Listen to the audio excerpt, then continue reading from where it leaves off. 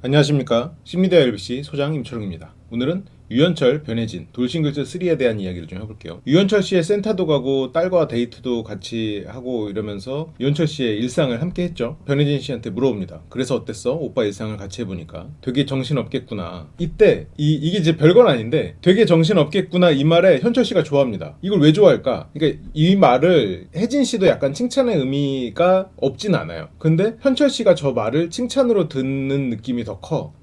이게 왜 그러냐면 이 칭찬이라는 게 상대의 결핍이랑 욕망을 건드렸을 때 칭찬이 훨씬 더 커지거든요. 그러니까 이 사람이 듣고 싶은 말, 그러니까 이 사람이 바라는 그 미래, 그거를 가지고 칭찬에 써먹으면 되게 유용하단 말이죠. 그러니까 이 사람이 외모가 되게 이뻐. 근데 그 사람한테 지적인 매력이 풍기는 것 같아요. 이러면 그 사람이 더 좋아할지도 몰라. 예를 들어서 옛날에 안 놀았던 사람이 막 놀아 보이게 꾸몄어. 딱 봐도 이 사람의 얼굴에 그런 놀아본 느낌이 전혀 없어. 예를 들어서. 근데 옷은 되게 놀아본 사람이 입을 것 같은 되게 트렌디한 그런 옷을 입고 있어. 그러면 이 사람은 뭘까요? 되게 과거에 놀지 못했던 거를 지금 놀아보고 싶은 그런 욕망이 있는 거잖아요. 그러면 이 사람한테는 잘 놀게 생겼어요. 이런 말이 칭찬이 되는 거예요. 그런데 그 반대 경우를 생각해 보자고요. 이 사람이 옛날에 놀았어. 근데 지금은 이제 좀 착하게 보이려고 이렇게 좀 단정하게 입었어. 좀 놀아보신 것 같아. 이렇게 말을 하면 이 사람한테는 욕이 되는 거지. 그러니까 똑같은 말도 어떤 사람한테는 칭찬이 되고 어떤 사람한테는 욕이 되는데 지금 현철 씨한테는 정신없어 보여요, 뭐 역할이 많아 보여요, 이런 것들이 칭찬이 돼요. 왜냐면 현철 씨는 그런 역할을 많이 수행하고 성공 가도를 달리고 싶은 그 역할들을 다 성공시키고 싶은 그게 머릿속에 많은 사람이잖아요. 이 사람은 욕망이 있단 말이야. 그리고 최근에 이제 딸을 키우고 사업에도 굉장히 중요한 생각을 하면서 돌싱글즈도 출연하고 했을 거잖아요. 이제 그런 것들이 현철 씨의 그런 욕망, 그리고 현재 자기의 생각만큼 막 되지 않는 그런 부분에서 결핍이 있단 말이에요. 그래서 이 정신없어 보여, 이렇게 열심히 하고 있어 같은 뭐 역할이 많아 보여, 이런 것들이 현철 씨한테는 되게 기분 좋은 말이 됩니다. 재밌죠? 칭찬이란 게 그래. 그래서 칭찬이 생각보다 쉽지 않다니까요. 제가 예전에 그 나는 솔로 순자 씨 얘기하면서도 했잖아요. 키 큰 사람한테 초면에 키 크다는 칭찬은 칭찬이 아니에요. 현철 씨가 탁 기분이 좋아져요. 바로 기분이 좋아졌을 거야. 예상하진 않았어? 하면서 그 얘기를 더 하고 싶은 거지. 그래서 더 물어봐요. 실제로 보니까 집중이 안 될 것 같았다. 진짜 정신없겠다. 왔다 갔다. 현철 씨가 이제 그래서 내가 연락을 잘 못하는 거다. 그래서 원래 연락을 잘 못했던 것에 대한 이런 이유까지 또 되게 되죠. 그래서 혜진 씨가 이 역할이 많아지면 진짜 힘든 것 같아 하면서 역할에 대한 이야기를 하는데, 그리고 또 이것도 사실이에요. 역할이 많으면 똑같은 일의 양을 해도 더 힘들어요. 왜 전환 비용이 들거든. 이거 하다가 저거를 하려면 이 옮겨가는데 소모가 되는 게 있거든요. 옮겨가는 것만으로도. 그러다 보니까 이제 역할이 많으면 그만큼 힘들죠. 그래서 우리가 이제 회사 다닐 때도 직급이 낮으면 단순한 일을 시켜요. 근데 직급이 높아지면 여러 부서를 관리를 하는 걸 시키고. 근데 또 이것도 사람마다 또 달라. 이 전환 비용이 많이 들어가는 사람이 있어. 이게 좀 적게 들어가는 사람이 있고. 근데 그거는 뭐 어떤 게 낫다고 할 수는 없어요. 전환 비용이 많이 들어가는 사람은 그만큼 한 가지에 파고드는 능력이 뛰어날 수도 있는 거니까. 자기의 성향이 어떻다 생각하고 환경을 맞춰야지. 아니면 환경이 어쩌면 자기가 노력을 해서 그 뇌를 좀 전환 비용을 낮추던가. 저는 개인적으로 해서 전환 비용을 좀 낮추려고 다음에 할 일을 미리 준비해놓고 자든가, 쉬기 전에 다음에 할 일을 미리 세팅해놓고 쉬어요. 그래서 뭐 쉬다가 오거나 아니면 뭐 이렇게 딴짓을 하고 딱 왔을 때 딱 그 다음에 해야 될 게 뭐 컴퓨터 화면에 있다거나 아니면 뭐 노트에 있다거나 이런 식으로 별로 생각하지 않고 그냥 딱 보면 이거구나 이렇게 할 수 있게 약간 그렇게 저는 하긴 합니다.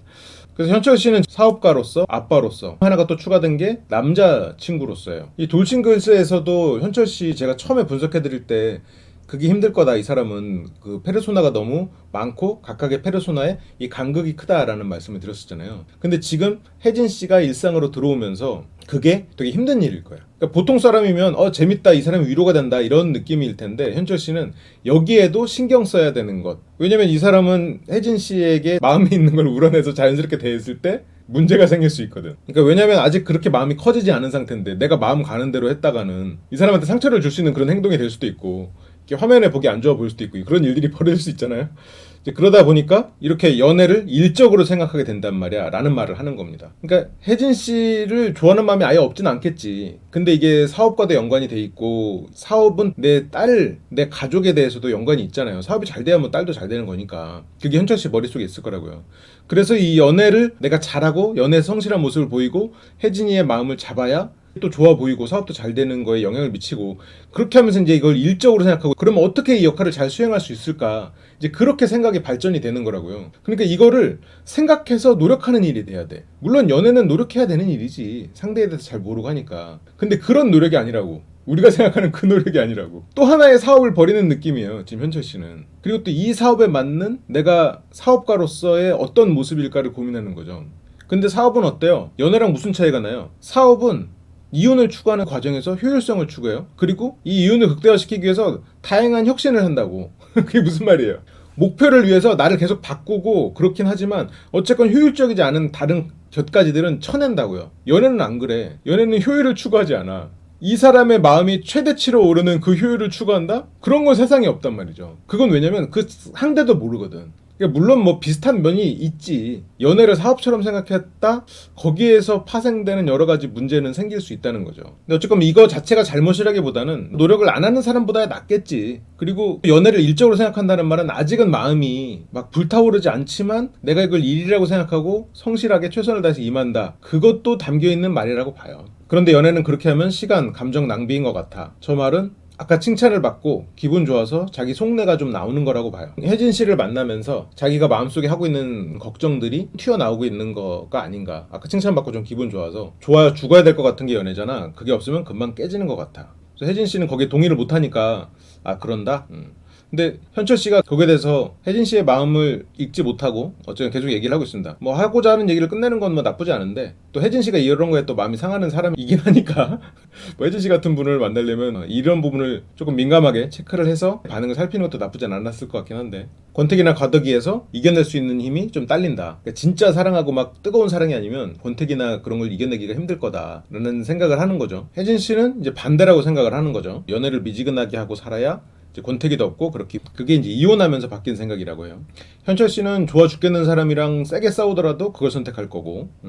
근데 현철 씨 이런 말이에요. 나는 좋아서 죽을 것 같은 사람과 결혼하지는 않았던 것 같아. 재밌죠 상황이. 예전에 현철 씨가 이혼 사유나 이런 걸 얘기할 때 쇼윈도 부부였다 그런 얘기를 했단 말이에요. 그리고 혜진 씨는 정말 그 결혼한 지 며칠 만에 남자가 바람을 핀 것 같은 그런 상황을 목격하면서 여러 가지로 힘든 상황, 소송도 걸리고. 자, 이 시점에서 두 사람이 왜 현철 씨는 뜨거운 사랑을 원하고 혜진 씨는 미지근한 사랑을 원할까 생각을 해보면 그냥 단지 결혼 생활에 힘들었던 것에 반대를 하는 걸까? 그렇게만 보는 거는 조금 1차원적이고 조금 더 들어가 보면 현철 씨가 과거에 쇼윈도 부부가 됐던 시점을 생각해보자고요.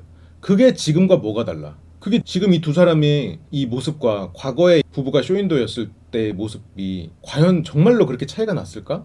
지금도 현철 씨는 일적으로 생각하잖아요. 연애를 일적으로 하는 게 쇼윈도 부부거든요. 쇼윈도 부부가 연애를 일적으로 생각하는 거잖아.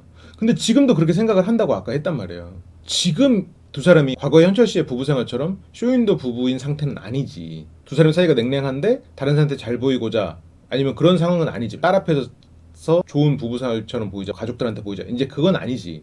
그런데 최소한 일적으로 생각하기 때문에 마음보다 조금 더 뭔가를 행동하는 것처럼 보이려고 애쓰고 있단 말이에요. 그 근원이 뭐야? 지금 이 상황에서의 근원은 누구예요? 현철 씨가 일적으로 바라보는 생각이잖아요. 지금 현재 쇼윈도 느낌이 나는 이유는 그럼 과거에는 물론 양쪽에 다 이유가 있었겠지. 양쪽이 다 문제가 있고 서로가 다 고민이 있었겠지. 그런데 거기에서 어쨌건 한 축은 현철 씨가 이 부부 생활을 일적으로 바라보는, 그건 바꿔 말하면 부부 생활에 있어서 많은 거를 계산하고 또 어떤 면에서 현철 씨는 또 무심한 면이 또 있으니 관심 없는 거에 대해서는 또 상대한테 상처를 주고 또 상대는 그걸로 상처를 받고 이제 그런 것들이 반복되면서 지금 우리가 유추할 수 있는 그런 상황들이 벌어졌을 거라는 거죠. 그러면 현철 씨가 뜨거운 사랑을 못하는 이유는 50% 이상은 자기 때문이에요. 그래서 지금 여기에서 내가 뜨거운 사랑을 하고 싶다는 건 내가 그렇게 변하고 싶다는 말이기도 하지. 근데 내가 변하고 싶다라는 거를 현철 씨도 스스로 그거를 깨닫지는 못했을 거예요. 그런데 현철 씨는 그게 있어요. 이 부부 생활을 잘하지 못했잖아요. 근데 그게 내가 사랑을 덜해서 그렇다라는 일종의 자의식이 좀 넘쳐 있는 거죠. 과거에 부부 생활을 잘 못했던 건 그것도 일적으로 바라봤기 때문이고, 그리고 무언가 이 인간관계를 일적으로 바라보는 자신의 문제에서부터 출발한 것도 있는데 그게 전부라는 건 아니에요. 그것도 있는데 그게 단지 내가 뜨거운 사랑을 하지 못하는, 내가 사랑하지 않았다는 내 주도적인 걸로 바꿔서 해석하고 있단 말이에요. 자의식이 넘치고 이런 어떤 인간관계를 일적으로 보는 그 두 가지 성향이 지금 현재 현철 씨의 생각을 만들어 놓은 거지. 근데 현철 씨가 그거를 깨닫기는 쉽지 않지. 왜냐면 일적으로 연애에도 몰두해 있는 거지. 진짜로 연애에 빠져서 사랑해본 사람 입장에서 보면 좀 저게 무슨 몰두하는 거야 느낌이 들지만 현철 씨는 되게 노력하고 있는 거죠. 현철 씨 입장에서. 과거에도 그랬을 거야. 과거의 부부 생활에서도 되게 노력했을 거야. 근데 진짜 사랑을 하는 진짜 부부들, 물론 가짜 사랑했다는 게 아니라 약간 좀 방향이 조금 다르니까. 그러니까 다른 막 서로한테 빠져서 올인한 막 그런 부부들 입장에서 보면 현철 씨가 좀 표면적이다. 그렇게 느꼈을 수 있겠죠. 그 아내가 어떤 사람이었는지는 모르겠어요. 그런데 그 결과는 같았을 거야. 지금도 그 방향으로 가고 있잖아요. 물론 이 상황에서 어떤 계기로 성숙해지고 또 서로를 더 사랑하게 되고 이러면서 과거에 했던 실패를 반복하지 않을 수 있죠. 근데 지금 상황으로 보면 과연 다를 수 있을까라는 느낌이 든단 말이에요. 왜냐면 현철 씨가 말했거든. 일적으로 보인다고. 이제 그런 것들이 과거에 말했던 뜨거운 사랑을 못했던 이유란 말이에요. 그리고 지금 뜨거운 사랑을 하고 싶은 이유고. 근데 진짜 뜨거운 사랑을 하고 싶으면 자기 마음이 바뀌어야 돼. 이 연애를 바라보는 본인의 시점이 바뀌어야 돼요. 그거를 본인도 어렴풋이 알고 있는데 그것 때문에 뜨거운 사랑을 못했다라는 것까지는 연결시키지 못했을 거예요. 근데 물론 이건 뭐 제 소설이죠. 현철 씨는 다른 이유가 있었을지도 모르지. 항상 열어두고 보자고요. 그럼 반대로 혜진 씨는 왜 뜨거운 사랑을 하기 싫을까? 이 혜진 씨가 말하는 뜨거운 사랑은 혼자만 매달리고 감정 기복 나 혼자 하고 안 될 거를 붙잡고 있었던 그 시절을 얘기해요. 뜨거운 사랑은. 물론 그 전에도 뜨거운 사랑을 했기 때문에 그런 결과가 됐을 수 있겠죠. 근데 어쨌든 혜진 씨가 생각하는 뜨거운 사랑의 결과는 나 혼자만 울고불고 매달리고 나 혼자 힘들었던 그 시절이야. 그러니까 뜨거운 사랑을 하기 싫다가 아니라 그 힘든 거를 반복하고 싶지 않다야. 내가 누군가를 좋아하고 매달리고 이 사람밖에 없게 돼서 그 사람에게 휘둘리는 그 상황을 반복하고 싶지 않다 있거든요. 뜨거운 사랑을 해도 돼. 상대가 나를 뜨겁게 사랑해준다면. 근데 그런 거는 있을 수 없다는 생각을 하는 거예요. 물론 뭐 머리로 하진 않겠지. 마음속 깊은 곳에 있겠지. 그러니까 혜진 씨의 말을 뜨거운 사랑을 안 바란다. 이걸로 고지고대로 들으면 안 되는 거예요. 이 사람이 과거에 혼자서만 그렇게 매달리고 그렇게 대안이 없이 상대만 바라봤던 그 시절이 너무 힘들었구나로 받아들여야 돼. 그래서 혜진 씨가 실은 가장 바라는 건 뭐냐면 혜진 씨의 기본 성향은 뭐 굳이 뜨거운 사랑이라고 하긴 그렇지만 어쨌건 그 절실한 사랑이 오래오래 가는 거야 그냥. 근데 그게 안 된다는 걸 깨닫고 그 중간에서 상처를 받았기 때문에 지금 그냥 미적지간 사랑이나 해야겠다 이렇게 바뀐 거지. 그렇게 그냥 머리로 생각하고 있는 거지. 이 사람 4명까지도 저런 미적지간한 사랑을 바랄 거라고 생각해서는 안 돼. 사람 말이 어렵지. 그 말을 고지고대로 들으면 그 사람의 내면의 말을 알 수가 없어. 이 사람이 물론 이혼을 통해서 상처를 굉장히 많이 받았겠지만 지금 혜진 씨가 남자 고르는 것도 봐요. 전 남편하고 정말 다른 사람 고른 것 같아요. 제가 이따가 싸우는 거 그런 내용도 좀 다시 언급해 드릴 텐데 민건 씨 안 고르고 현철 씨 골랐잖아요. 예를 들어서. 그러니까 물론 둘 다 나름의 매력이 있는 사람들이야. 근데 굳이 따지자면 전 남편에 가까웠던 사람은 성격적으로 가까운 사람은 현철 씨였을 거라고 봐요. 민건 씨는 아니었을 거라고. 혜진 씨는 결국 과거에 자기가 했던 일을 반복해. 뜨거운 사랑을 안 하고 미적지근한 사랑을 해야겠다라고 말은 하고 머리로도 생각하고 있지만 과거의 뜨거운 사랑을 다시 반복하지 않을까? 진짜 어떤 사람을 좋아하게 됐을 때 그걸 반복해요. 그걸 원해. 그럼 내가 진짜로 혜진 씨라는 사람을 사랑하는 남자야. 그러면 이 사람이 뜨거운 사랑을 할 수 있게 배려하고 그 상황에 상처 안 받게 그렇게 오래오래 갈 수 있다는 신뢰를 주는 게 이 사람한테는 베스트지. 저 말을 듣고 미적지근하게 대해야겠구나. 이거는 바보 같은 생각이지. 이게 참 사람의 마음이 재밌는 거예요. 저 사람 말로는 그 사람 속을 알 수가 없어. 그러면서 오래오래 이런 매력이 있구나 은은하게 가는 것도 나쁜 건 아니지. 근데 나는 좋아 죽을 것 같은 사람과 결혼을 하면 아니면 연애를 하면 잘할 것 같아. 그러니까 내가 좋아 죽는 사람을 못 만나서 잘못했다. 이제 쇼윈도였다. 이제 그 얘기를 하는 거가 되는 거죠. 그런 이성 상대를 만나고 싶고 더 찾고 싶고 다음 만나는 사람이랑 그러면서 마음속 얘기가 나오는데 아마 이때쯤엔 이제 아차 싶을 거야. 앞에 혜진 씨가 있으니까. 자꾸 이게 일적이고 지금 일을 함께하고 있는 동료라고 생각하는 거지. 그러면서 이 사회랑 감정을 떼놓고 자꾸 순간순간 생각을 하는 것 같아요. 그러니까 혜진 씨는 표정이 어두워지지. 뭐라는 거야? 누구 만나려고 다음에. 좋은 상대가 있다고 생각해 아직. 혜진 씨는 계속 이제 표정이 안 좋습니다. 근데 그래서 난 그게 혜진이었으면 좋겠다라고 마무리를 지어요. 이게 뭐 이걸 글로 써놓으면 맥락이 약간 안 맞거든요. 이게 저희는 또 이거를 하나하나 파헤치면서 보고 있다 보니까 약간 맥락이 안 나는 것처럼 느껴지기도 하는데 이걸 앞에서 들었으면 자연스럽게 들렸을 수도 있을 것 같아요. 이게 말이라는 게 그렇거든. 앞뒤가 좀 안 맞아도 그 사람의 태도나 말투나 이런 거에 의해서 말이 좀 자연스럽게 느껴질 때가 있거든요. 그런데 여기서 현철 씨는 저 말을 하면서 혜진 씨를 제대로 못 봐. 시선을 못 마주쳐. 일의 일부니까. 저 말을 하는 것도 일이니까. 혜진 씨는 기분이 좋아요. 그러면서 이제 혜진 씨는 조금 바쁜 모습을 보입니다. 자기 전에 뭘 좀 정리하고 자야 된다 이러면서. 그나저나 우리 내일 뭐 해 먹지? 라고 혜진 씨가 물어봤어요. 근데 현철 씨는 이렇게 먹는 거에 별로 관심이 없는 것 같아요. 관심 없기도 하고 요리하는 것 자체도 귀찮아해. 그날 뭐 갈비찜 이런 거 소스도 만들어 오긴 했지만 그것도 일이어서 한 거지. 약간 막 우러나서 즐겁다긴 좀 보긴 힘들죠. 그런 거에 즐거움을 느끼는 사람은 아닌 거지. 관심 없어. 그러면서 비 얘기를 합니다. 비가 그친 거 아니야 또? 그러면서 밖에 이제 창밖을 보고 그 자리에서 일어나 버리기까지 해요. 혜진 씨는 또 허무하게 혼자서 앉아있는, 물론 계속 앉아있진 않았겠지. 잠깐 뭐 비만 보고 왔겠죠. 그래서 혜진 씨는 좀 영혼 없이 듣는 그런 게 있다. 그래서 내가 자꾸 혼잣말 하게 되는 그런 상황들이 있어서 좀 싫다 그 얘기를 하는 거죠. 차 안에서도 남은, 혜진 씨가 그날 싸운 도시락들이 조금 남았었나 봐요. 그래서 그거는 직원들이 먹을 거다. 그러니까 혜진 씨가 이거 다 내가 집에서 가져온 거거든, 이게 내가 다 손수 다 만든 거야 라고 하는데, 아 그래 대박이네 하고 다시 운동 얘기해버려. 그러니까 혜진 씨는 자기가 이제 정성껏 만든 소스에 대한 이야기도 좀 하고, 아 그 직원들이 어떤 거 좋아한다 얘기도 하고, 현철 씨가 뭐 체중 관리를 하고 있는 상태면 그거를 좀 싸와서 상하려나? 상해서 안 되겠나? 지금 그거에 관련된 이야기를 좀 하면서, 아 그런 건 뭐 언제 배웠냐, 뭐 소스가 어떤 맛이냐, 뭐 그런 얘기를 해도 좋지. 근데 그거는 이제 소재에서 이제 벗어나 버렸어. 아까도 현철 씨가 먹는 얘기나 이런 걸 별로 안 좋아해 보니까. 근데 이제 요리하는 모습을 예전에 보여줬던 거는, 그러니까 상대가 이걸 갖고 좋아할 거다라고 미리 내가 계획을 하고 그거를 보여주면 할 수 있는데, 그거를 기본적으로 좋아하는 사람이 아니에요. 그러니까 상대는 아 이 사람은 관심이 없구나 이렇게 생각하게 되는 거죠. 이게 지금 현철 씨의 이 모습을 보면서 많은 사람들이 아 뭐야 어떻게 저런 사람이 있어라고 생각을 하겠지만, 이걸 나쁘고 좋고를 떠나서 이런 문제를 스스로도 고민하는 사람이 되게 많아요. 나한테도 요청 오는 사람이 되게 많아. 그러니까 경청을 나는 하는데 상대가 나한테 경청을 안 한대요, 이런 말을 해. 현철 씨는 저 상황에서도 경청을 한다고 생각을 한단 말이에요. 이게 저 상황에서의 문제인데, 내가 말을 안 하고 상대 말을 안 끊으면 경청하고 있다고 착각해. 근데 실제로 경청은 저 사람이 무슨 말을 하는지 듣고 그걸 머릿속으로 생각을 해야 되는 게 경청이거든요. 근데 그게 잘 안 되는 사람이 있어. 왜? 원래 말을 잘하는 사람이 아니기 때문에 내가 다음에 무슨 말을 해야 될까 고민하는 사람들. 이 사람들은 그 말을 해서 침묵이 두려울 뿐이지. 침묵이 두려우니까 자꾸 머리로 고민하는 거야.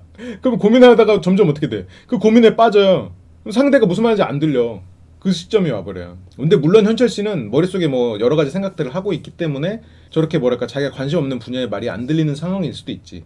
그래서 어쨌든 이런 거를 좀 고치려면 그냥 상대 말을 내가 외운다 생각하고 접근해야 돼요, 처음에는. 쉽게 안 바뀌니까 아예 좀 극단적으로 내가 다 외운다는 생각으로. 그런데 현철 씨도 서운한 순간이 있었어요. 언제? 같이 있는 시간에 사적인 모임에 집중하는 순간들. 운전하면서 막 대화를 이렇게 할 때 집중을 못했다. 혜진 씨가 문제가 있었거든. 암벽반에서 나 총무를 맡았어요. 총무 맡았으면 바쁘지. 바쁠 수 있지. 그리고 혜진 씨가 이렇게 그 단기적 책임감, 이거 단기라고 딱 규정하기 좀 그런데, 아무튼 단기적 책임감이 강한 사람이거든요. 이게 책임감이 너무, 왜 단기적이라고 표현하냐면 책임감이 너무 짓눌리면 그 기대감을 못 맞출까봐 도망가는 마음이 생기는데, 처음에 내가 이걸 할 수 있을 거라는 그런 의욕이 생겼을 때는 그 책임감이 강하거든. 약간 모성도 있고 모성애가 강하기 때문에 그 책임감을 뒷받쳐주면서 그 일을 열심히 하게 만드는데, 그걸 열심히 하다가 내가 이 열심히 하는 걸 유지를 못할 것 같으면 이 사람들의 기대치를 못 채워줄 것 같잖아요. 그럼 거기에서 도망가고 싶은 마음이 생기는 그런 부분은 있죠. 그래서 지금 여기에서는 지금 등산학교 졸업한 지 얼마 안 됐잖아. 그리고 그 모임에서 현지 씨가 아마 거의 막내급일 거라고요. 그러기 때문에 여러모로 귀여움을 받고 또 존중도 받고 이런 상황이어서 이걸 되게 즐기고 있을 거야. 그리고 많은 기대를 받고 있다는 이 사실 자체도 되게 너무 좋고, 내가 무언가를 하나를 하고 있다는 그 느낌도 굉장히 좋을 거예요. 그래서 여기에 지금 굉장히 흥미를 갖고 있는 상황이라고요. 그래서 혜진 씨 머릿속에 지금 저게 많아. 근데 저거 오래 안 가거든요. 그러니까 저게 영원하지 않아. 물론 근데 현철 씨 입장에서는 이게 지금 영원한 동거가 아니야.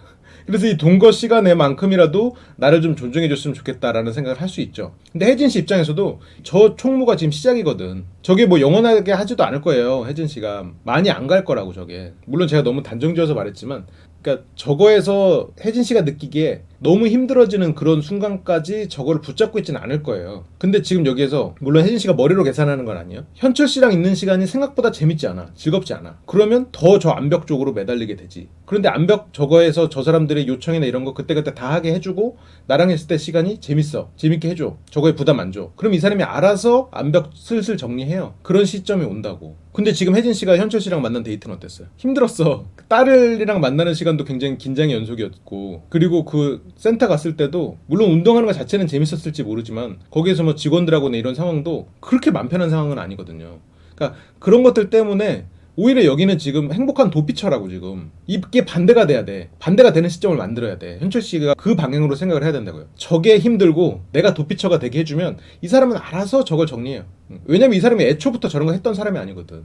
그러니까 지금은 재밌어서 하지만 저거 어느 순간 스트레스로 다가올 거란 말이에요. 그렇게 만들어야지. 만약 저거가 싫었다면. 그리고 충분히 그렇게 될 수 있는 사람이고, 예를 들어서 정민 씨처럼 동아리를 뭐 4-5개를 계속 해오던 사람이야. 그러면 뭐 그거를 그렇게 한다고 바뀌지 않아. 근데 혜진 씨는 그런 사람이 아니거든요. 원래 막 이런 총무 맡고 이런 사람은 아니었단 말이에요. 동아리는 했을지 모르지. 등산도 다녔고. 근데 이 정도는 아니었을 거라고 하는 거지.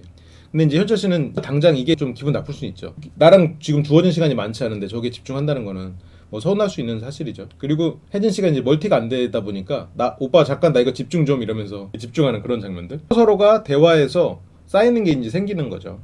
현철 씨가 혜진 씨를 진짜 좋아하면 그건 그것대로 기분이 많이 나쁠 수 있을 것 같아요. 이게 일적이기 때문에 주어진 시간을 효율적으로 써야 되니까 저렇게 하면 안 된다는 생각도 있고 또 진짜 좋아하는 마음이 있다면 아, 나랑 있는 시간에 지금 다른 사람과 저렇게 시간을 보내나 이런 생각 때문에 둘 다 좋은 생각은 아닌 거죠. 그리고 다음날 이제 혜진 씨의 일상으로 들어가 보는 날이 됐어요. 현철 씨에게 영양제를 챙겨주는 혜진 씨. 경주에서 이걸 줬었는데 너무 맛이 없었다라는 얘기부터 술을 많이 먹어서 속이 안 좋은데 이걸 줘서 먹으니까 토할 것 같았다 이러면서 안 좋은 얘기를 굳이 해. 현철 씨는 이게 이제 농담이라고 생각하고 하는 것 같은데 혜진 씨는 이런 걸 농담으로 받아들이는 또 성격은 아니니까 좀 혜진 씨에 대한 이해가 필요할 것 같아요. 혜진 씨랑 만나려면. 혜진 씨는 조금 재미가 없어도 자기를 도닥여주는 그런 사람을 원한단 말이죠. 물론 재미도 있고 도닥여주는 사람을 제일 원하겠지. 근데 둘 중에 하나를 고른다면. 근데 혜진 씨 표정 변한 거 모르고 이제 계속 표정이 이랬는데 그러면서 계속 끝까지 얘기를 하죠. 혜진 씨는 더 줄까 말까 고민을 하는 그런 장면이 아침에 있었고 그리고 이제 혜진 씨의 일상으로 출발을 합니다. 혜진 씨가 그 공간에 대해서 얘기를 하니까 잘 안 해? 매일 간 곳이니까 일하느라 매일 갔죠. 현철 씨가 뭐 한 거를 거기다가 전시한 거야? 혜진 씨가 그때 티켓 줬잖아. 지금 거기 가는 거야. 그래서 이거는 자기소개할 때도 얘기를 했었고 그 전날 저녁에도 얘기를 했었는데 현철 씨가 기억을 못하니까 혜진 씨가 약간 서운한 거죠. 나는 그냥 공짜 티켓이에요. 그러는 건 줄 알았대요. 그러니까 약간 관심을 안 갖는 부분이 있죠. 자기소개 했을 때도 어느 정도 좀 호감이 있거나 이 사람에 대해서 관심이 있었으면 티켓을 받고 검색해보긴 했을 것 같은데 그걸 안 해본 거지. 갈 마음이 없었던 거야. 갈망이 없었던 이유는 근데 뭐 여러 가지로 생각해 볼 수 있겠지만 혜진 씨랑 뭐 사이가 진전될 거라고 생각 안 했겠지. 그때 자기소개를 들을 때는. 그리고 저게 그 딸과 함께 가기도 애매한 전시였을 테니까 저거는 아예 그냥 배제시키는. 아빠 입장에서 그럴 수 있죠. 저런 전시 갈 여유가 없거든. 전시를 갈 시간이 있으면 아이랑 키즈카페 가지. 아니면 롯데월드 가거나 이런 데 가지. 이제 그러다 보니까 저거를 아예 신경을 못 썼을 수는 있겠죠. 나랑 이제 관련 없는 일 이렇게 생각을 했을 수는 있는데 그 전날은 기회가 있었지. 자기소개까지는 그래 그럴 수 있어. 그런데 그 전날 밤 동거를 하고 있는 시점에서 그 얘기를 들었을 때는 뭐 장소도 좀 검색해보고 어떤 전시인가 이렇게 좀 미리 알아놓고 가면 조금 더 대화가 더 잘 되니까 예습을 좀 해보는 것도 뭐 미리 가보는 것까지는 오바지만 그냥 아 이게 무슨 전시구나 정도로 알아보는 거는 대화의 소재도 찾고 이런 면에서 여러 가지로 좋죠. 상대에 대한 존중이기도 하고. 그래서 자기 반성을 해. 나는 뭘 생각하고 있는 거지? 그러니까 시청자들도 다 궁금했을 겁니다. 뭘 생각하고 있는 거야? 그래서 가장 궁금한 건 혜진 씨였겠죠?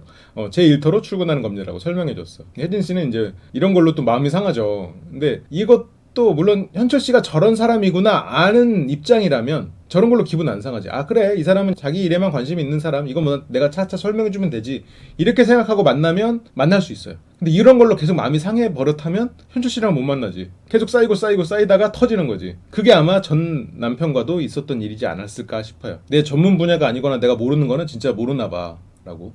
그래도 나는 전문 분야가 있다는 걸 살짝 어필하는 느낌이지 않나 싶은 생각이 좀 있는데 어쨌건 자기가 모른다는 걸 인정하는 자세는 되게 좋은 것 같아요. 그러니까 혜진 씨가 운동 아니면 모른다 이렇게. 그래서 나한테 관심이 없나? 라는 의심을 품죠. 저것도 뭐 배제할 수 없는 생각이긴 하지. 그러면서 이제 전시회에 왔어요. 그리고 혜진 씨가 설명을 해줍니다. 아마 이제 현철 씨는 이런 전시회나 이런 거에 관심 있는 사람은 아니니까 뭐 인생에서 몇 번 없는 경험일 것 같아요. 그리고 현철 씨가 이제 진짜로 감탄하기 시작합니다. 우와 대박. 이러면서 관심을 보이기 시작해요. 진짜 이쁘다. 향도 좋고 진짜 생화로. 전시인데 저렇게 생화로 꾸민다는 건 보통 일이 아니었을 것 같긴 해요. 그러면서 현철 씨가 숲속에 와 있는 느낌인데 이러면서 진짜로 내면의 그런 느낌들을 얘기를 하는 것 같아요. 그래서 정말로 관심이 좀 생기고 있는 그런 시점이죠. 그러면서 전시의 주제를 묻습니다. 인간 모두가 탐이 있다. 이거 헌터 엑스 헌터인가? 유유백서에 나왔던 얘기 아니야? 미안합니다. 그러면서 이런 탐에 관련해서 전시의 주제에 대해서 설명을 해주죠. 와 진짜 신기한데 이걸 혜진이가 다 했단 말이야 하면서 감탄해요. 이 시점에서 현철 씨가 혜진 씨를 존중하는 그런 마음이 생겼던 것 같아요. 근데 물론 이 전시가 뭐 능력이 있어서 이 전시를 하냐 그거랑은 물론 다른 개념이에요. 다른 의미야. 이건 현철 씨 생각이에요. 내가 생각했던 혜진이는 그냥 단지 어리고 그냥 내가 이렇게 출연하는 데 있어서 필요한 사람 정도였는데 여기 와서 자기 나름의 인생을 멋있게 사는 이제 그런 사람으로 받아들여진 거죠. 그러면서 두 사람이 사진 찍을 때 현철 씨가 손을 잡아요. 현철 씨가 먼저 손을 내밉니다. 이때 혜진 씨를 성인으로서 인정한 것 같아요. 그러니까 현철 씨는 그게 되게 크잖아요. 열심히 일하는 거, 무언가 성공 이런 게 굉장히 큰 사람이란 말이에요. 그러면 이 시점까지의 혜진 씨는 자기가 성공하는 데 있어서의 필요한 존재이긴 했지. 이 사람이 무언가 성공을 해서 노력하거나 아니면 다른 분야에서 무언가를 하고 있다는 사람이라고 생각을 안 했어. 근데 이 시점에서는 그런 인간적인 인정이 되면서 마음이 더 간다는 생각을 했을지도 모르죠. 이 사람에 대한 인식이 바뀐 거지. 그건 현철 씨가 무언가 성공, 자기 일을 열심히 하는, 좋게 말해서 자기 일을 열심히 하는 그런 사람에 대한 로망이 있는 거죠. 그건 왜 그러냐면 현철 씨가 추구하는 가치관에 성공이 있기 때문이에요. 이 시점 전까지는 좀 과장해서 말해서 성공에 대한 부품으로서 혜진 씨였다면 여기서부터는 성공으로 가는 다른 길을 걷고 있는 혜진 씨로 존중하게 된 거예요. 그래서 저렇게 손을 잡는 거야. 그 마음이 생겼으니까. 그래서 인터뷰를 할 때 좀 달라 보였다고 이런저런 얘기를 하는데 이때 혜진이가 더 좋아 보이는 것 같아요 라고 지금 자막은 나와 있는데 이때 혜진 씨가 하고 혜진이가로 정정해요. 그러니까 마음속의 존중이 말에서 나오는 거지. 혜진이가 라고 함부로 대했다가, 물론 함부로는 아니지, 내가 어른이고 얘는 몰라 이렇게 약간 위아래로 대했다가 그게 역전된 거야. 최소한 저 전시를 보는 순간에는 이 사람이 선생님이고 내가 제자는 거잖아요. 왜냐면 거기서 전시에 대해서 가르쳐주고 다 했으니까.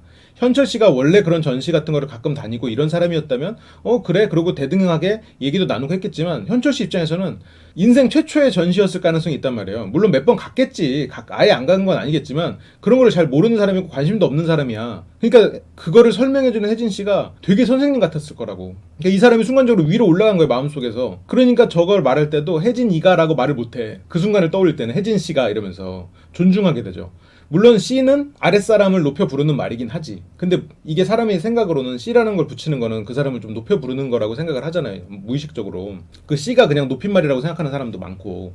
그래서 혜진 이가라고 말을 순간적으로 못한 거예요. 혜진 씨가 라고 순간적으로 말이 나오는 거죠. 그러면서 이 사람이 지금 혜진 씨를 좀 높여 부르는 건데 이 현철 씨는 뭐랄까 중간이 없는 느낌이 있어요. 인간관계에 중간이 없어. 내 직원이거나 내 고객이거나 내 딸이거나 다 아랫사람이에요. 아니면 저렇게 나를 가르쳐주는, 지적으로 윗사람이니까 저렇게 윗사람이거나.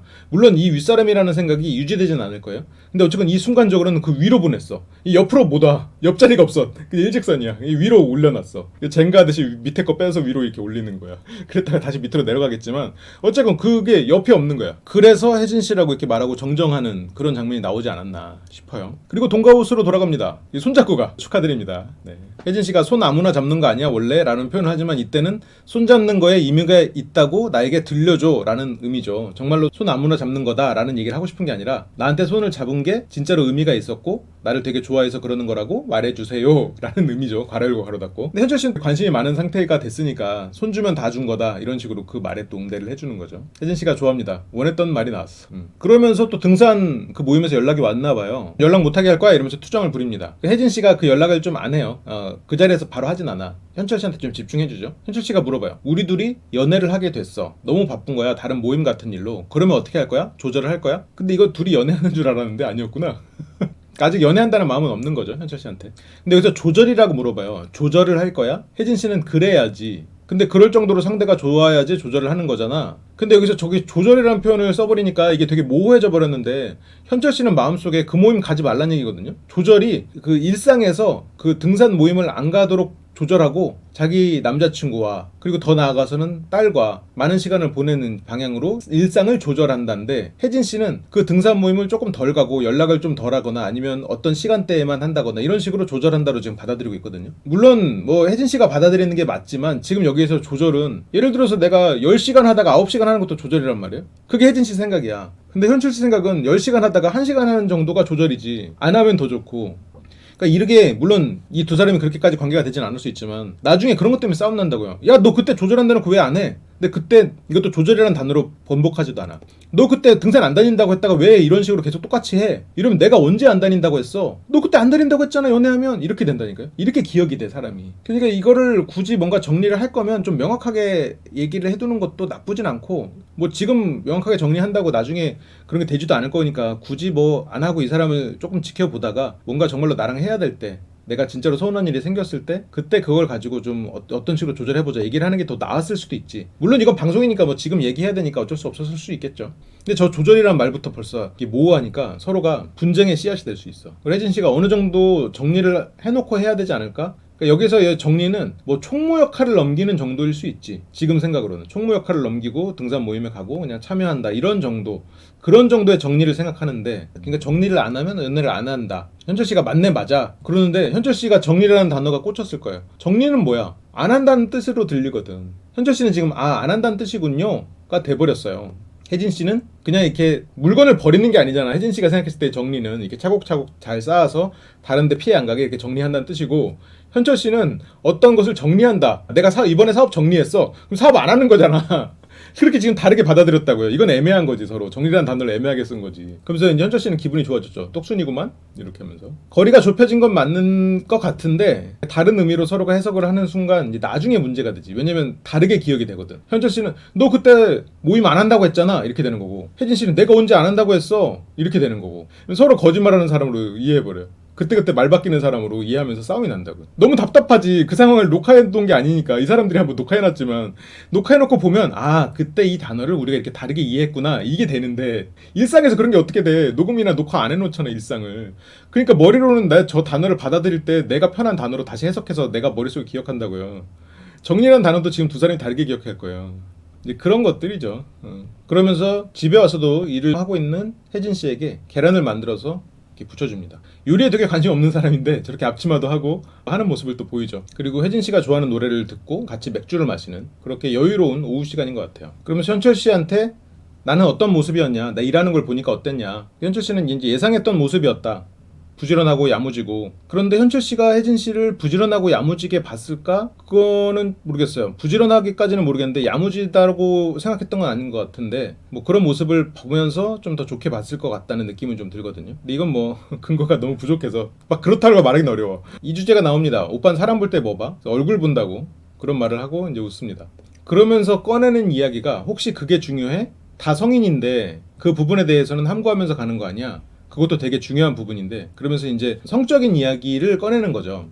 그런데 지금 다른 쪽 커플은 함구하고 있지 않은데 되게 중요한 부분이 이미 다 네 그렇죠. 이런 성적인 매력 같은 것도 그게 되게 궁금했다. 혹시 혜진이는 그런 걸 중요하게 생각하지 않나. 이거는 그러니까 스킨십도 잘 통해야 하잖아. 이런 얘기를 하는 거는 현철 씨가 지금 오늘 혜진 씨가 여성으로 좀 보이기 시작했잖아요. 그러면서 이 성적인 욕구가 올라오는 거예요. 그리고 그 얘기를 하는 거지. 그러니까 이 전까지는 혜진 씨가 이런 어떤 내 사업을 위한 필요한 존재, 물론 여성으로서도 좋았겠지만 필요한 존재라는 게 훨씬 더 컸다면, 지금은 여성으로서의 매력도 좀 올라온 거지. 그러다 보니까 현철 씨는 원래 성욕이 강한 사람일 것 같아요. 뭐 강한 거 자체는 좋은 거지. 그거 뭐 잘 맞는 사람을 만나면 너무너무 좋은 거고, 서로서로가 굉장히 행복해질 수 있는 그런 요소가 되는 거죠. 그리고 저 말을 하는 이유도 나는 그런 것들이 굉장히 충만한 사람이니 네가 괜찮겠냐 이 말을 하는 건데, 근데 이제 문제는 저거를 말로 한들 어떻게 할 거야. 저거는 말로 애초에 뭐 맞출 것도 아니고, 저런 뭐 분위기가 되고 저런 상황이 돼서 서로서로가 그 상황에서 이제 맞춰가고 다음에 또 잘하고 이렇게 노력하면서 가는 거지. 저기서 나 이만큼 좋아하는데 우리 뭐 몇 회는 최소한 할까요? 뭐 이런 거는 아니잖아. 그렇게 되면 뭐 오히려 하고 싶은 마음도 사라지겠다. 이거를 굳이 뭐 말로 해가지고 하는 것보다는 그냥 자연스럽게 이 사람이 나를 더 좋아하게 만들고 이렇게 그렇게 그냥 흘러가서 이렇게 잘 되고 또 그거에 대해서 서로 또 노력하고 이렇게 가는 거지. 나 이거 좋아하는데 넌 어떻게 생각해? 갑자기 뜬금없이 나왔어. 그런 얘기가 나오면서 상대가 그 얘기를 했을 때 내가 거기다 숟가락 하나 더 얹으면서 가는 것도 괜찮은데, 이상형 물어봤는데 갑자기 스킨십 얘기를 해버리면, 그러니까 이게 말이 스킨십이지 단어만 저렇게 바꿨다 뿐이지, 이렇게 성적인 얘기, 난 이렇게 성적인 얘기를 할 수도 있어. 근데 난 성적인 걸 어떻게 좋아한다고 중요하다고 생각하는데 넌 어때? 이러면 뭐랄까 너무 강요하는 느낌이 있잖아요. 자연스럽진 않지. 그러니까 중요하기는 해. 중요하죠. 그런데 나는 그걸 중요하게 보는 사람을 피해. 그게 중요하다고 생각하는 사람은 과거에 그런 것들 때문에, 그러니까 트라우마 때문에라고 했지만, 이제 혜진 씨는 과거에 남편이 다른 여자를 통해서 그런 걸 해소했다고 느끼잖아요. 그러니까 혜진 씨가 그 사람에게 성적인 것을 다 채워주지 못했기 때문에 그 전 남편은 다른 데서 다른 여자와 그런 걸 해소했다. 가 혜진 씨의 생각이란 말이에요. 그래서 이제 그런 거를 중요하게 생각하는 사람, 어떻게 보면 그런 것에 대한 인내가 없는 사람은 좀 안 된다라는 생각을 하고 있을지도 모르지. 그러니까 그런 걸 중요하게 생각하는 사람을 피한다는 얘기를 했겠죠. 이게 뭔가 존중하고 내가 원할 때 이렇게 하고, 근데 물론 이건 남녀가 다 마찬가지야. 상대가 원할 때 내가 좀 덜 좋아해도 할 수 있지. 뭐 애를 써줄 수 있지. 그리고 내가 좋아할 때 또 상대가 이게 항상 똑같이 맞으라는 법은 없으니까 뭐 어느 정도 애를 쓰면서 서로가 맞춰가는 거지만, 저게 뭐 그 고객한테 어떤 서비스를 하는 것도 것도 아니고 미리 서비스 형태를 골라주세요. 저희 서비스는 이런 겁니다. 이렇게 정리해놓고 갈 필요 없지. 저것도 일이 아닌데. 근데 물론 뭐 저게 안 좋다 그러기보다는 좋은 인상을 주기는 매끄러움이 없는 흐름이 아닌가 느낌이 좀 드는 거죠. 그러니까 나랑만 맞으면 되는데 거기서 엇나가니까 그게 문제다. 그러니까 여기서는 성적인 것을 중요하게 생각하는 사람은 이지만 실제로는 이제 성욕이 넘치는 사람은 나로 만족을 못하고 엇나간다. 이제 그거를 과거에 경험한 거잖아요. 그러다 보니까 이제 얘기를 한 거고 현철 씨는 그걸 단지 그냥 트라우마 정도로만 생각을 한 거죠. 그러니까 혜진 씨 입장에서는 자기가 정말로 완전히 하고 싶어지는 순간까지도 기다려주고 배려해주는 사람을 원하는 거지. 그러니까 혜진 씨의 바람이 옳다 이게 아니라 혜진 씨의 바람은 그거라는 거지. 그래서 현철 씨의 저런 말보다 어떤 행동, 자연스럽게 이 사람이 그걸 원하도록 하는 그런 정도의 스킨십, 이게 혜진 씨를 대하는 방식인데 현철 씨가 그런 식으로 뭐랄까 이성에 대해서 노련한 사람은 아니지. 상대가 원하게 만드는 게 제일 좋은 건데 제가 뭐 여기서 너무 심하게 들어가지 말자고요. 이거 이 얘기로 다른 채널을 팔까봐. 그래서 혜진 씨의 이상형은 감정적으로 안정된 사람. 감정적으로 안정된 사람은 뭐예요? 참을 수 있는 사람이야. 삐지지 않는 사람. 그리고 혼자서도 잘 노는 사람. 자기가 없을 때 다른 여자 안 찾는 사람인 거죠. 아까랑 연관해서 나오고 있잖아요 지금. 그러니까 잘 참고 혼자서도 날 잘 기다릴 수 있었던, 딴짓 하지 않는 사람을 원하는 거죠. 그 얘기를 하고 있는 거지. 그러니까 평소에 이 말을 했을지도 모르지만 지금 말이 나오는 거는 과거의 남편을 떠올리면서 그랬어야 됐을 텐데라는 생각을 하면서 나오는 얘기잖아요. 그리고 말 예쁘게 하는 사람. 혜진 씨가 받았을 상처가 좀 이해가 되죠. 근데 그 과정에서의 실체는 우리는 모르지. 우리는 그냥 혜진 씨의 말로만 들을 수밖에 없으니까. 근데 최소한 혜진 씨가 저런 부분에 있어서 상처를 받았구나 정도는 알 수 있죠. 그리고 또 얘기 나오는 게 돈을 대하는 태도가 비슷한 사람 이러면서 2회차에 되게 이슈가 됐던 말이 나와요. 엄청 싸워서 이때 파혼인가 이혼인가까지 거의 간 이유가 됐었던 거래요. 그 싸웠던 이유가 딸기 뷔페 가고 싶다고 했고 1인당 8만 원. 그래서 상대는 이제 과소비라고 생각했다가 현철 씨 해석인데 조금만 더 들어보자고요. 딸기를 먹는데 8만 원이라고? 봐봐요. 현철 씨가 혜진 씨랑 지금 사귀고 있다고 가정하면 현철 씨도 거기 가는 거 이해 못하는 상황이에요 지금. 근데 여기서는 지금 내가 당장 딸기 뷔페에 8만 원 쓸 일도 없고 지금 남자친구다라고 생각도 안 하고 있으니까 그냥 넘어가고 들어주고 있는데 현철 씨는 과거에 그 남자친구와 비슷한 사람이에요. 최소한 비슷한 유형의 사람이야. 민건 씨라면 8만 원 딸기 뷔페 아까워도 같이 갈 사람이었단 말이에요. 예를 들면. 근데 혜진 씨는 현철 씨를 골랐어. 그것도 재밌는 일이고 혜진 씨가 어쨌든 계속 얘기를 합니다. 나는 그 딸기 8만 원 그게 아니라 분위기, 데이트하고 싶고 분위기 느끼고 싶고 맨날 가는 것도 아니고 그런데 상대 남자는 차에 돈 쓰는 건 안 아까워.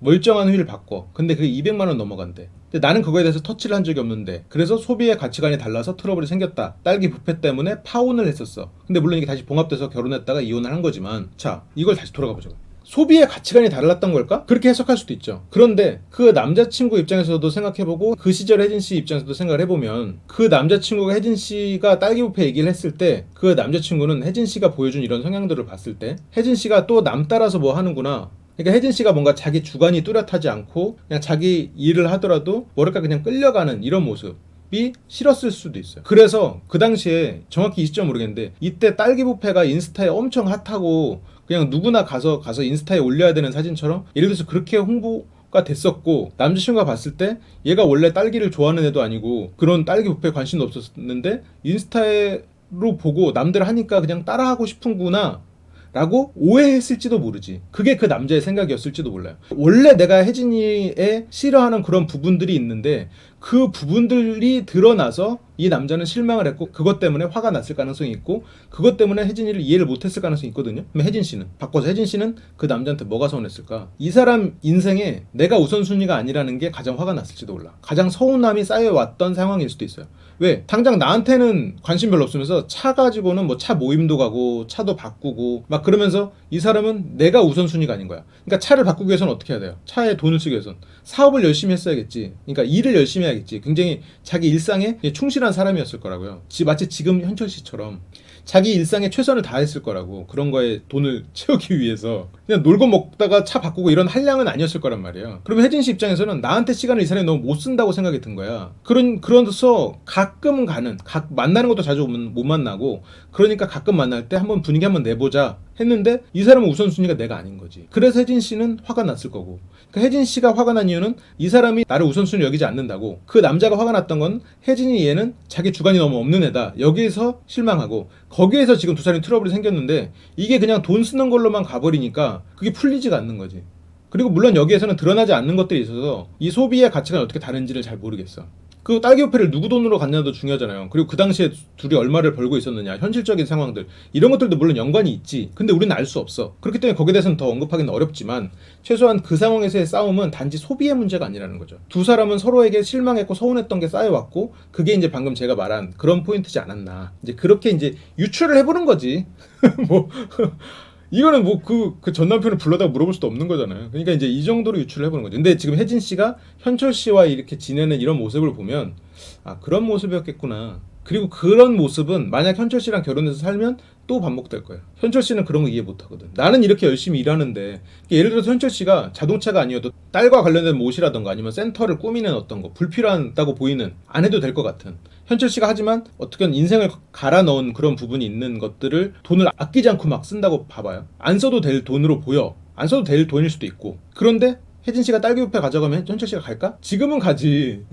근데 나중엔 안 가. 나중에 어디 가겠어요? 딸이랑 같이 가는 16만 원으로 할 수 있는 다른 걸 하겠지. 뭐 점심 맛있게 먹고 저녁에 어디 그냥 놀러 가서 뭐 키즈 카페를 가든 아니면 그런 데를 가가지고 딸을 조금 더 자유롭게 놀게 하고 둘이서 뭐를 할 수는 있겠지. 그 정도도 현철 씨는 굉장한 노력일 거란 말이야. 절대 딸기뷔페 안 간단 말이야. 근데 예를 들어서 민건 씨는 갔겠지. 그러니까 혜진 씨는 그런 거를 단지 소비의 가치관으로만 해석해버리니까 같은 실수가 반복되는 거예요. 그러니까 현철 씨가 나쁜 사람이다 이게 아니라 현철 씨는 과거의 전 남편과 비슷한 성향의 사람이라는 거죠. 그렇게 보인다는 거지. 지금 이런 트러블 얘기를 들으면. 그러면서 이제 상대를 존중하지 않았을 때 그런 트러블이 생긴다. 주말에 키즈카페 딸이 가자고 하면은 이제 다 해준다. 근데 그건 딸이니까 해주지. 아내나 여자친구는 안 해주지. 오히려 아내나 여자친구도 나처럼 딸에게 해주길 바라지. 근데 그런 모습을 이제 혜진 씨는 되게 흐뭇하게 바라보지만 이 얘기들은 실은 어떠한 불협화음의 전조거든요. 물론 불협화음의 전조가 있다고 해서 꼭 불협화음이 일어나는 건 아니야. 그 전조를 느끼고 개선할 수도 있는 거고 나중에 진짜로 안 좋은 일이 생겼을 때 성숙하게 해결할 수 있지. 갈등이 없는 사이가 어딨어. 다 갈등 있지. 근데 그걸 이제 성숙하게 해결하고 이겨내고 그렇게 하면서 사는 거지. 그래서 현철 씨가 이제 마지막까지도 좋은 말을 하고 다 상대적인 거야 하면서 30분만 자자 이러면서 자러 갑니다. 이때 현철 씨가 굉장히 밀착해요. 원래 등 돌리고 잤었는데 이렇게 굉장히 가깝게 다가갑니다. 아까 말했던 그런 스킨십에 대한 바람에 대한 그런 표출이겠죠. 네, 그렇습니다. 여기까지 해서 현철 씨와 혜진 씨의 이야기를 좀 다뤄봤고 앞으로 변화가 더 어떻게 생길지 궁금해요. 그래도 어쨌건 이 커플 때문에 지금 이 동거 시즌이 더 재밌는 부분이 있으니까 여러모로 응원합니다. 근데 물론 그 응원이 두 사람이 행복하세요, 두 사람이 결혼하세요 이런 응원이랑은 좀 다르지. 네, 그렇습니다. 그럼 다음 시간에 뵙겠습니다. 시청해주셔서 감사합니다.